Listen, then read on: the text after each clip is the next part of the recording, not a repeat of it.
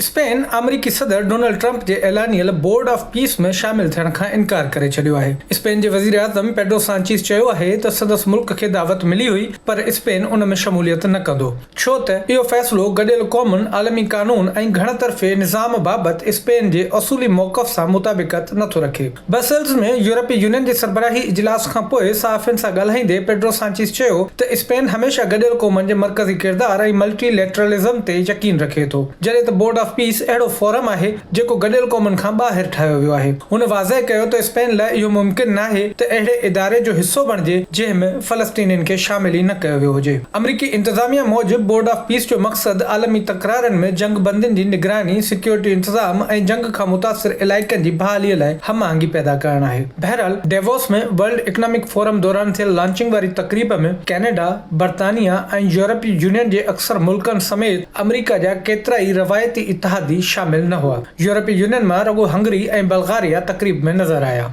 Board of piece बाबति तनक़ीद रुगो Europe ताईं महदूद न रही। ब्राज़ील जे सदर लूला डी सिल्वा बि ट्रंप जे मंसूबे ते सख़्त रद्द अमल ज़ाहिर कयो आहे। लूला चयो त ट्रंप गॾियल क़ौमुनि खे सुधारण बदिरां हिकु नओं गॾियल क़ौमुनि जो इदारो ठाहिणु चाहे थो, जंहिं जो मालिक रुगो पाण हुजे। ब्राज़ील में तक़रीर कंदे लूला चयो त ट्रंप दुनिया खे ट्विटर ज़रिए हलाइणु चाहे थो ऐं संदसि बयाननि सबबि हर रोज़ आलमी सतह ते नवां तकरार जनम वठनि था। गॾियल क़ौमुनि जे मर्कज़ी किरदार खे बचाइण बाबति चीनी सदर शी जिनपिंग सां फ़ोन ते ॻाल्हि ॿोल खां पोइ लूला आलमी मामलनि में जंग जे क़ानून जी मुख़ालिफ़त कंदे चयो त गॾियल क़ौमुनि जो चार्टर टुटण जे किनारे ते आहे। इन खां अॻु ट्रंप पारां डेवोस में बोर्ड ऑफ पीस जो बाज़ाब्ता ऐलान कयो वियो, जिते हुन इन खे पंहिंजी इंतज़ामिया जे 20 नुकाती अमन मंसूबे जो ईंदड़ मरहलो करार ॾिनो। बोर्ड जे चार्टर मूजिबि रुकनियत 3 सालनि लाइ हूंदी, जॾहिं त मुस्तक़िल सीट लाइ $1 अरब फीस मुक़ररु कई वई आहे। आलमी मामलनि जे माहिरनि मूजिबि ट्रंप जे पीस प्लान में सभ खां दिलचस्प ॻाल्हि इहा आहे त 11 सुफ़्हनि ते ॿधल चार्टर में ग़ज़ा जो ज़िक्र ई मौजूदु नाहे, जॾहिं त शुरूआती तौरु चयो वियो हो